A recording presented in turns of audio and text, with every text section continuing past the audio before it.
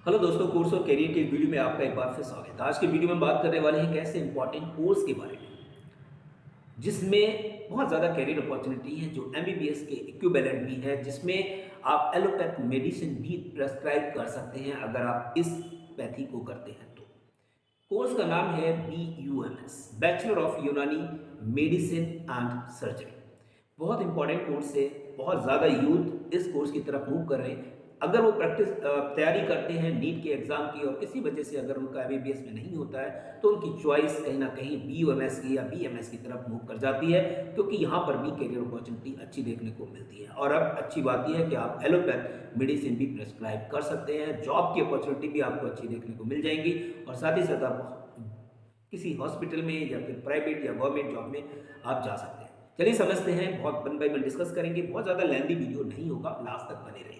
अगर आप चैनल पर नए हैं और अभी तक आपने चैनल को सब्सक्राइब नहीं किया है तो आप चैनल को सब्सक्राइब करके बेल आइकन जरूर प्रेस कर दीजिएगा, जिससे आने वाले हर एक वीडियो का नोटिफिकेशन आपको मिलता रहे और जब भी हम यहाँ पर कोई वीडियो अपलोड करें आपको क्विकली एक नोटिफिकेशन मिलेगा और आप अपनी नॉलेज को एनहेंस कर पाएंगे। चलिए समझते हैं, वन बाय वन डिस्कस करेंगे। अगर आपकी भी पैरामेडिकल से रिलेटेड कोई भी क्वेरी हो, करियर रिलेटेड अगर कोई क्वेरी हो तो आप हमें कमेंट कर सकते हैं, हमारे व्हाट्सएप नंबर पे मैसेज भी ड्रॉप कर सकते हैं। कोशिश करेंगे ऑन द स्पॉट आपको रिप्लाई कर सके। चलिए समझते हैं, वन बाय वन डिस्कस भी करेंगे।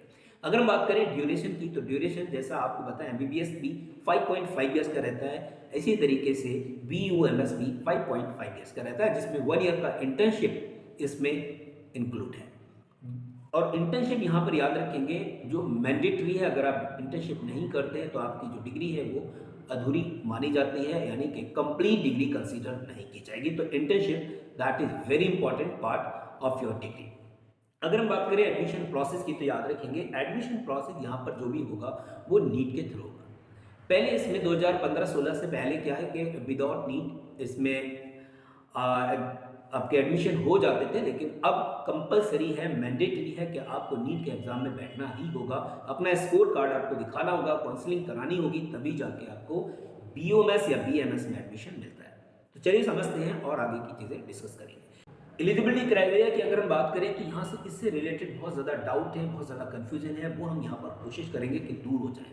तो पहला एक जो इम्पॉर्टेंट पॉइंट है वो है कि आपको 10+2 में PCB ग्रुप का होना मैंडेटरी है, कंपलसरी है, बिना इसके आप नीट एग्जाम नहीं दे सकते। दूसरा जो इंपॉर्टेंट पार्ट है, दूसरा पार्ट यह है कि अगर आपकी परसेंटेज 50 है और आप जनरल कैटेगरी से आते हैं तो आप एलिजिबल हैं, अगर आप रिजर्व कैटेगरी में हैं तो आप 45 में भी आपको एडमिशन मिल जाता है। ये 2 पॉइंट हो गया। तीसरा जो इंपॉर्टेंट पॉइंट है कि 10th क्लास में आपके पास उर्दू का होना कंपलसरी है। अगर आपके पास उर्दू है या आपके पास अरबी है, उर्दू है या अरबी है या फिर फारसी है, इन तीनों में से कोई भी एक सब्जेक्ट है तो आप यूनानी इस BUMS में एडमिशन ले सकते हैं। और 10+2 में आपको PCB ग्रुप के साथ इंग्लिश को भी उन्होंने कंपलसरी कहा है, तो इंग्लिश का भी आप ख्याल रखेंगे। उसके बाद अगर हम बात करें नीट एग्जाम की, अगर आप इस कोर्स को में एडमिशन ले रहे होते हैं तो आपको नीट एग्जाम क्रैक करना पड़ता है। नीट एग्जाम क्वालिफाई करने के लिए आपको स्ट्रैटेजी बनानी होगी, मेहनत करनी होगी और एक पर्टिकुलर मार्क्स आपको लेके आने होंगे। जब आप अपनी काउंसलिंग कराते हैं तो आपको पता चलता है कि कहाँ तक आपकी मेरिट जाती है। एग्जैक्ट बताना एकदम से मुश्किल है, लेकिन 400-500 मार्क्स भी अगर आपके आते हैं तो आपको BUMS में आराम से एडमिशन मिल जाता है। फिलहाल चलिए समझते हैं आगे की बात। अगर हम बात करें सब्जेक्ट की तो यहाँ पर 3 सब्जेक्ट आपके रहेंगे, फिजिक्स, केमिस्ट्री, बायोलॉजी। तो फिजिक्स में आपको 45 मार्क्स, फिजिक्स में आपको 45 क्वेश्चन मिलेंगे, केमिस्ट्री में आपको 45 क्वेश्चन मिलेंगे और बायोलॉजी में आपको मिलेंगे एटलीस्ट 90 क्वेश्चन। तो टोटल जो क्वेश्चन होंगे वो 180 होंगे। 180 क्वेश्चन में आपका जो टोटल मार्क्स होंगे, जो पेपर टोटल मार्क्स होगा वो 720 मार्क्स का होगा, यानी कि एक क्वेश्चन आपका 4 मार्क्स का है। अगर आप एक क्वेश्चन सही करते हैं तो आपको 4 मार्क्स रिवॉर्ड मिलता है। अगर एक क्वेश्चन आप रॉन्ग करते हैं, गलत करते हैं, तो आपका 1 मार्क्स डिडक्ट होता है।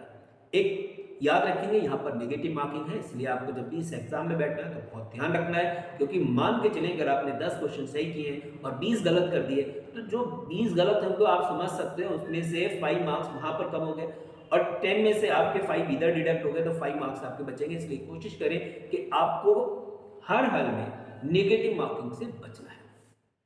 तो जब भी आपको लगता है कि आप अपना सिक्योर प्लेस पे पहुंच चुके हैं, आप अब अपना 600 के प्लस आप मार्क्स ले आए हैं, फिर आपको नेगेटिव मार्किंग पे बिल्कुल नहीं जाना है, याद रखनी है। तो ये बेसिक चीज़ें थी BOMS के बारे में। इसमें जो सबसे ज़्यादा कन्फ्यूजन था वो था एलिजिबिलिटी क्राइटेरिया को लेके। और ये आपको पता है इस पैथी की अगर हम बात करें तो अराउंड 6000 ईयर्स पहले की ये पैथी है और इंडिया में बहुत पहले आ चुकी है, ऐसा नहीं है कि आ जाएगी। तो ये ध्यान रखना है आपको, इसके बारे में ज़्यादा कंफ्यूज नहीं होना है। आपको अगर एडमिशन लेना है तो आपको नीट एग्जाम क्वालिफाई करना ही होगा। तो ये था बेसिक इन्फॉर्मेशन। आई होप कि वीडियो आपको इन्फॉर्मेटिव लगा हो। अगर लगा हो कि वीडियो बाकी में इन्फॉर्मेटिव है तो लाइक जरूर करिएगा और चैनल को सब्सक्राइब करना बिल्कुल नहीं भूलिएगा। Thank you, thanks a lot.